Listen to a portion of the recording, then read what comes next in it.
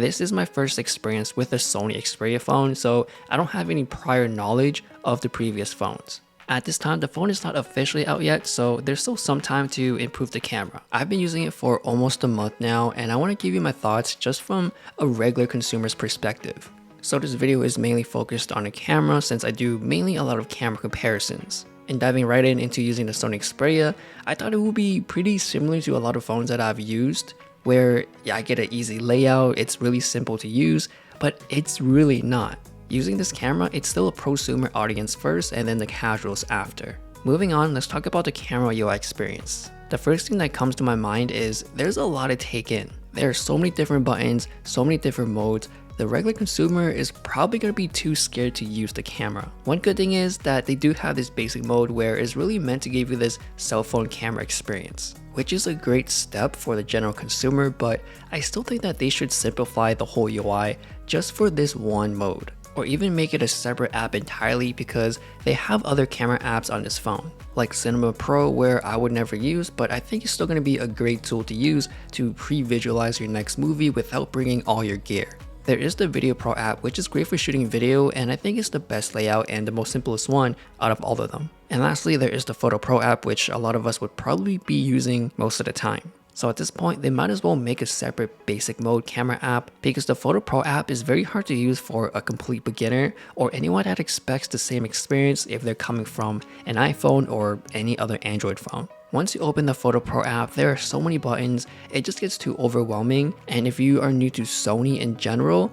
they probably won't understand what these buttons do. On top of that, the average consumer most likely won't be using any or most of these functions as they're just taking up space on the screen. But for the pros, it just makes sense because it's just quick access to get without pressing 8 buttons deep just to get that function. So when I'm shooting my comparisons, I want to make it more realistic where a person's going out to eat, just take some simple pictures throughout their life, or just hanging out. And from the experience of many camera phones, the Sony Xperia is probably the least consumer friendly. Yes, I can still double press the power button to quickly get access to the camera or even hold on to the shutter button, but I feel like the camera UI is just a huge distraction. Everything screams out professional when I just want to be casual, where I just want to see a huge big shutter button just to take a picture of that moment without seeing so much clutter. Also, if I want to take a quick video, I would have to specifically press on a small section of the screen, not swipe left or right like many other phones. On top of that, if you like taking portrait mode pictures, it's the same thing. You don't swipe left or right. There is no naming of portrait or anywhere that indicates portrait mode. So in order to know how to get to it, you have to find an icon with a person and a lined mountain on the back, which a normal person wouldn't even know what that means. But if you do have a Sony camera, you've probably seen this button before, and that is the background defocus. So if you are in the Sony ecosystem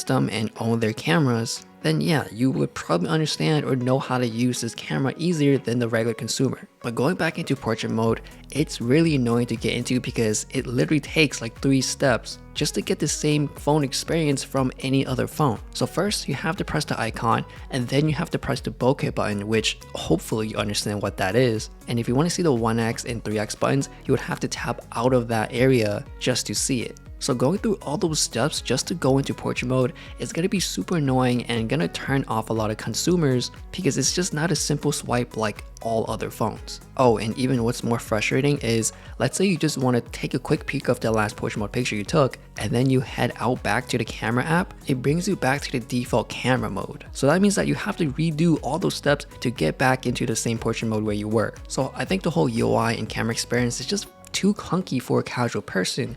But for the prosumers, I get it because it's very systematic and they just notice certain steps to get to that function or use it for their needs. Versus the regular person who just want to take out their phone, take a quick picture and move on with their life, there's just too many steps just to get to that point. That's why I think the basic mode should be an entirely separate thing or a separate app to recreate that same experience like most phones out there. And make this basic mode the default camera app since this is a phone in the first place and most of us would probably be taking our phone out just to take a picture of that moment or what's in front of us. And with all the other camera pro apps, it's fine to take more steps to get into because not every day you'll be going to a photo shoot or a film shoot, so you're already expected to go deeper into your phone just to open that specific app. And if you like to shoot video a lot, it's kind of hard to decide which app you want to shoot in, because you can shoot video in the Photo Pro app, which maxes out at 4K 30, or you can go into the Video Pro app that you can shoot all the way up to 120 frames per second, which isn't stabilized and probably super situational, but 4K 60 is pretty useful for vlogging, especially if you like to shoot cinematic style or even doing a lot of product shots like I do.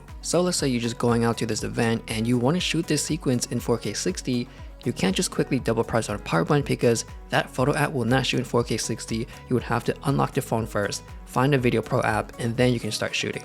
Is this all a big deal? No, it's really not. But for the regular person who is already used to getting to all these modes really quick and seamless, they're gonna notice all these extra steps that they have to do when using the Sony Xperia.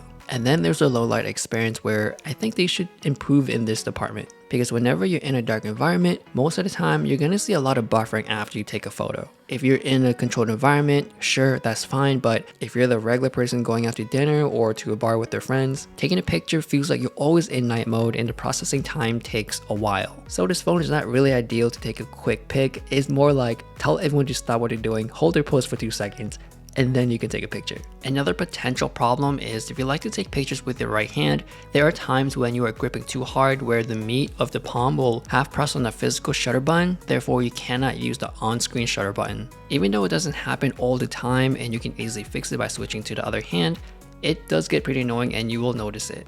So let's move on to the camera quality. I do have other camera comparisons, so if you want to see more references, you can head on to see those. But in general, in my personal opinion, these photos coming out of the Sony Xperia looks pretty natural and not super over-processed. So if you're not a fan of the super HDR look, which a lot of phones do have nowadays, the Sony Xperia might be up your alley. And I think this is the only camera phone which looks pretty close to a dedicated camera, so I decided to compare it to my Sony a7S III. Of course, there are some differences like the full frame sensor look versus a cell phone camera, but I think the Sony Xperia can be the backup or the camera to bring just in case you can't bring the bigger camera. During daytime when you take photos, they look great, but like I said before, the low light performance do need some improvement, and I think this is the weakest point of this phone. I'm going to show you this quick camera comparison of portrait mode compared to my iPhone 14 Pro, which the cathode still needs some work, and if you watch my other comparisons, the low light video also gets pretty noisy. Overall, I think this phone is still mainly for prosumers since they don't mind taking some extra time to tweak their settings just to take the perfect shot. And having the basic mode is the right step, but it's still not the best camera for capturing the moment. I wouldn't want to give this to my parents or anyone who doesn't know anything about photography and expect them to know how to use it in 30 minutes. I would have to sit down with them and give them a 2-hour lesson.